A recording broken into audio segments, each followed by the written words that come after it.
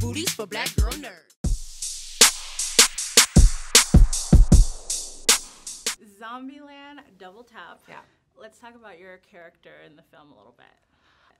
I play Nevada. She is a woman mostly, I think, on her own, left her own devices. Like, she's really got her own space, her own world, got her own rules by which she navigates, this apocalyptic world 10 years in. And I think it's really fun because she, like so many of the other characters, have very distinct personalities and interests, and you can see by how deeply they embody them that's the real reason why they're still alive. They have something to live for. Yeah. They really know themselves, and they are just vital in their own lives. And it's nice to see how the contrast that she brings to it, but also it's fun because there's a lot of connection between her and Woody Harrelson's character Tallahassee.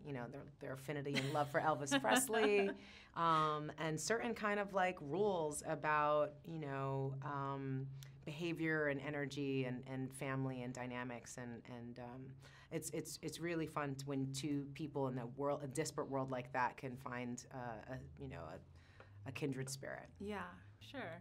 And how did you become attached to the project? Well, actually, very much through Woody, because the movie was coming out and I'd heard about it, and my agent and Zoe Dutch's, was also is the same as Zoe's agent as well, and so I've always talked about my sort of bucket list of films that I want to be in. Of like, I want to do vampire movie, a heaving chests, corset drama, zombies, something in Star Trek, maybe a Shokatano, they know there's my like little group of things that if something in that world kind of comes up to bring it up. And so they brought up Zombieland, but then it was followed by Woody actually reaching out and going, listen, I would really love if you came on board and did this with me. And it's such a family as it is. Yeah. I felt really grateful that I kind of felt like I was already a cousin showing up, long lost cousin showing up, and not feeling like the outside wheel. But no matter what, I think anyone on that set felt really welcome. They just really created a space of really dynamic storytelling, but also a beautiful camaraderie and friendship and love, and it's the heart of this entire film. Yeah. That's awesome. Yeah. And you mentioned Elvis, so I gotta ask, are you a fan of Elvis, like in general? It's actually, what's funny about that is that I've played another character who is really obsessed with Elvis in the past in this indie film, and so I've studied quite a lot about Elvis, which really came in handy because Woody is an actual proper avid fan as well.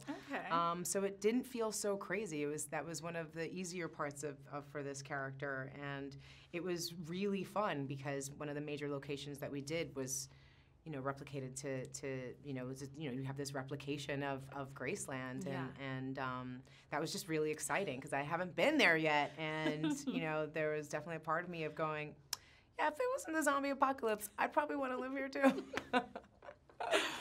That's funny.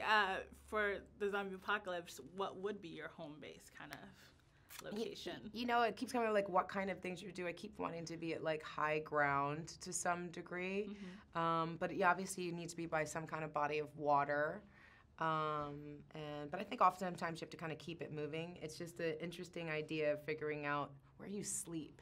I mean, I can be an insomniac now, and I can imagine in a world where, there are creatures out there really trying to kill you and eat you, that you'd be able to lose sleep too. But obviously you can't survive 10 years out there on no sleep, so that would be one to figure out. That's very true. Yeah. Very true. So, I feel like this genre, comedy horror, or even just horror in general, there's not a lot of representation of a strong female woman of color. So how is that for you coming into like a franchise like this and owning it? What I loved is actually it was so awesome 10 years ago when this film came out to have two such badass women represented. Yes. I mean, we don't get that very often. And it feels redundant to even say badass women because I think all women are badass.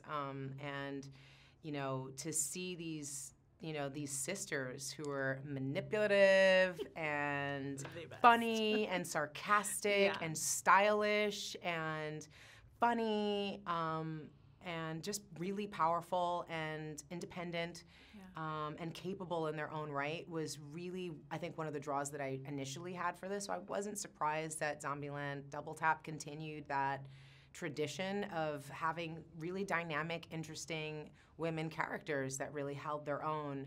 And I was thrilled to be able to have that and represent that, and without it being a conversation beyond just like, of course you survived, of course you're here, and it just be unquestioned. And to be really kind of playing with the role play, like you're not also expecting, you know, a monster truck or, you know, Elvis even, Right. you know what I mean? Like there are certain, you know, you could imagine this being stereotypical to an extent, which is weird to even think about it as, you know, Right. it's a post-apocalyptic You're world. right. Like there's all those stereotypes should go out the window, you know, but somehow even in, you know, and oftentimes in our narratives, it perpetuates. And so I just love everything about this story and how not precious everybody gets about these things. And it's to the same extent in looking at, you know, post-apocalyptic worlds like Zombieland or Star Trek.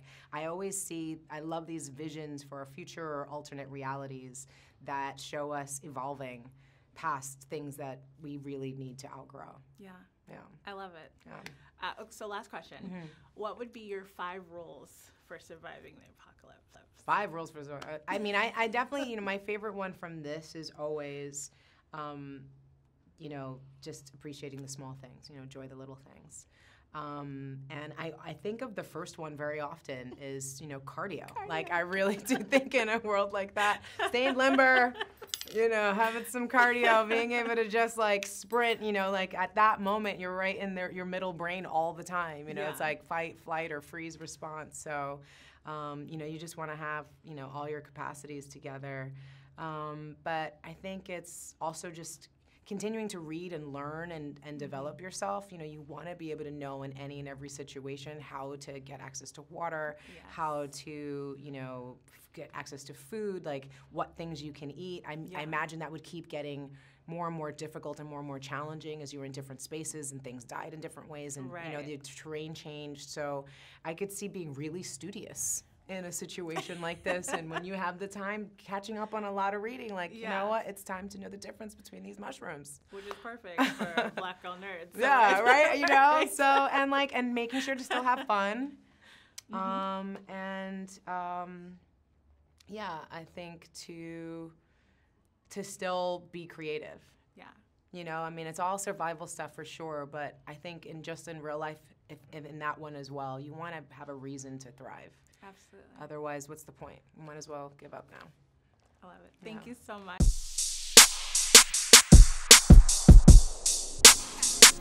Better shake your booties for Black girl nerds.